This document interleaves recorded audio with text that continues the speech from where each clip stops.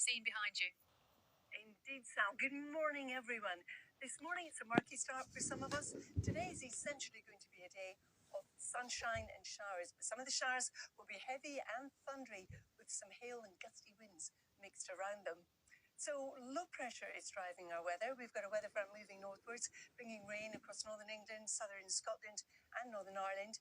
To the south of that, it's sunshine and showers, some of those thundery. Not all of us will see a shower. Some of us will hang on to drier conditions. And to the north of that weather front, there's a fair bit of cloud around this morning. We'll see some brighter breaks, but also some showery outbreaks of rain, accompanied by a gusty northerly wind in the far north of Scotland. Temperatures 10 to 18 degrees. As we head on through the evening and overnight, our low pressure drifts a little bit further east, the showers and the rain rotating around it. Quite windy through the Channel and the Straits of Dover, and strong winds coming in across the north of Scotland. That will accentuate the cold feel, and our overnight lows are 7 to 12, maybe 13 degrees in the Channel Islands. Tomorrow then, our low pressure does push out into the North Sea, but around it we'll still have some of those showers affecting some eastern areas. This northerly flow will be across us all. It'll be quite a windy day tomorrow for many, but drier out towards the west and the south.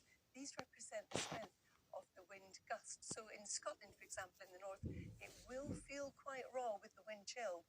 Our temperature's 8 to about 16 degrees. Then as we move on through the week into Thursday, we are once again looking at low pressure pushing away. This is the remnants of ex-hurricane Kirk, which will really swallow up the low pressure as it pushes steadily eastwards, allowing the northerly wind once again to penetrate all areas. So it's going to feel cold on Thursday, but there'll be a lot of dry weather around. Still some showers across the southwest, some showers across the northwest, with heavier ones arriving later in the day. Temperatures on Thursday, nothing to write home about. We're looking at 8 in the north to 12 in the south.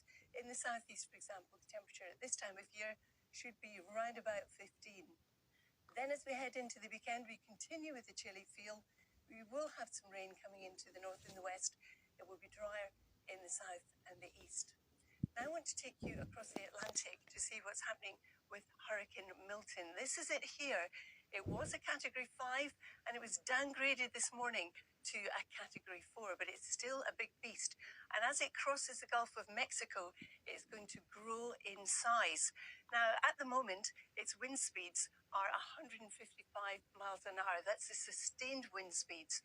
And it's pushing in across Florida. It will make landfall just to the north of Tampa Bay. It's going to have a huge storm surge, 10 to 15 feet.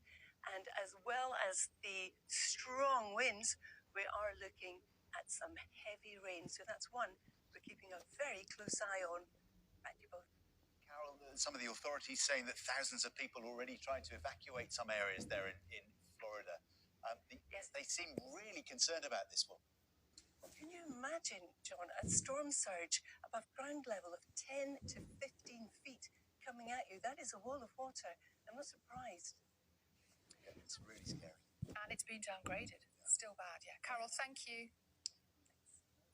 Now, drift money.